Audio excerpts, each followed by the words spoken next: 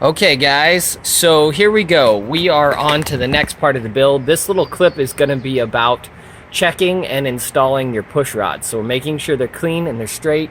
And what we'll do is we'll start off. So this is how we categorize them when we did this simple grid: intake, exhaust, 1, 2, 3, and so on and so forth. So we are on 5 intake right now. And this, if we see a problem, the reason why we take so much care when we're bagging and tagging all of this stuff is that when we see a problem, we can track it back to where it came from. So we can check, and we'll actually see a case of that a little later on. We'll be able to track something back to where it started from. So what we've got here is number 5 intake. We're going to go ahead and I'm going to take some of our cleaner, so this is just a little bit of gas right there, and then go ahead and wash this puppy down. And then what we do is we grab, not sure what we did with it.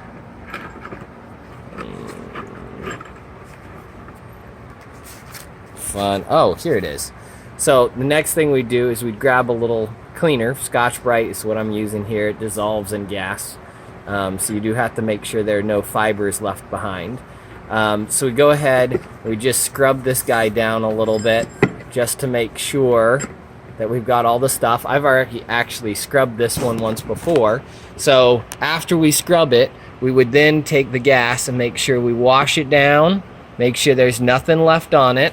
And then I pull it out of the dirty section and we pull it over here to the clean section, where we're going to do exactly the same thing. So I'll come back after we've cleaned it over here, because I'll use 2 hands, and we'll pick up from there. Okay, so as I was washing it down, I kind of spun it like this to make sure I got all the stuff, and the gas will wash any of the particulates down off of this. So then we come over and we grab it with our towels, and you don't have to be quite so particular, but I like to make sure it's clean and no little grimy fingerprints on it, and this makes sure that I'm not getting any grime off of my gloves back onto the push rod, and that's so that we can inspect it. So if we come back over here, we zoom in on that, we're looking for any cracks, we're looking for any wear that's abnormal on the cup side of the push rod, or if we flip over to the other end, let's see if that'll help us focus there. There we go. So you can see there's even still a little bit of crap on that I'm gonna rewash. But in terms of looking for any cracks in the weld area or anything like that, it looks pretty good. So we're gonna say that this one is pretty much good to go. And I will, of course, clean all that crap off of there. It just goes to show you that even after washing, you can still have some crap. Yeah. Let's see if we can get it to focus. Anyway, so what we're going to do next is we're going to lay it on the sheet of glass. Now, you got to have something flat to do this, and this sheet of glass is the flattest thing that we found in our shop. I'm going to just try here. You can see me. Well, let's see if we can slow it down just a little bit. See me rolling it back and forth. You're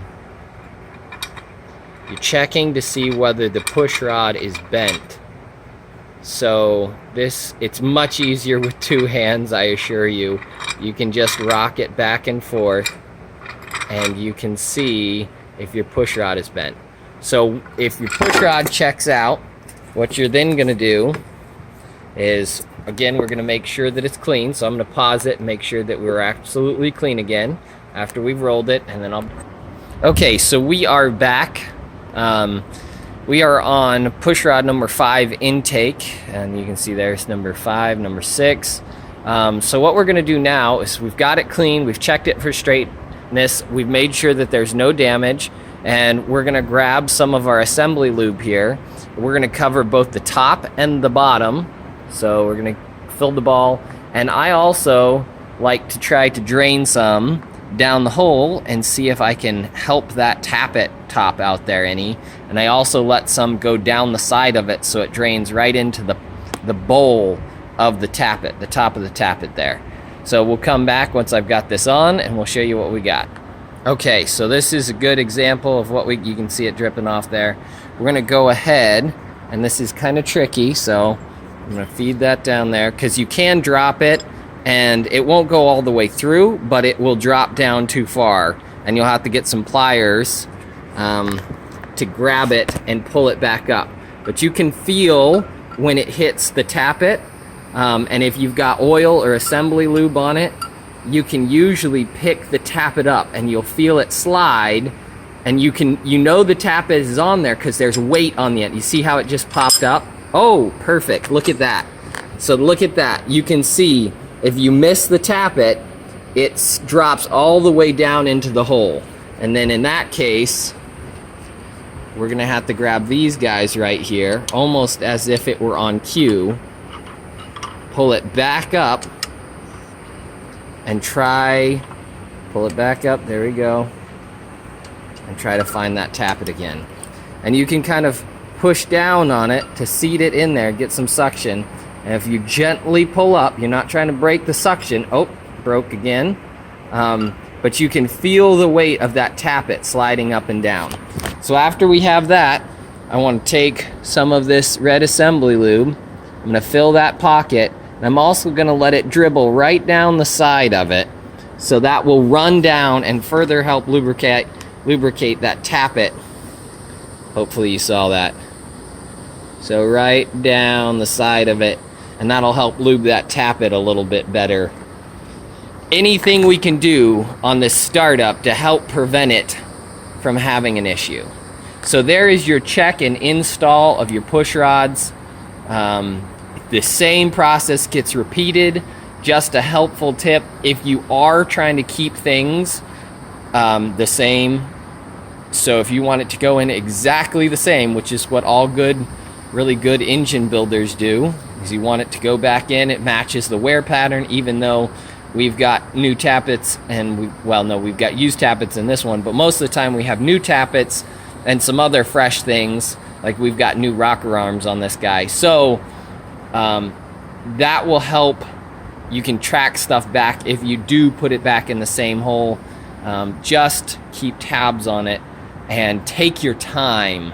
So do one at a time, even though it's slower than cleaning them all in a batch.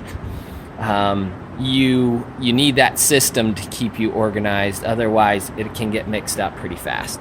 So there are the others that we've already got installed, and we're going to go ahead and finish exhaust and number 6 off. All right, we'll catch you on the rocker arm install.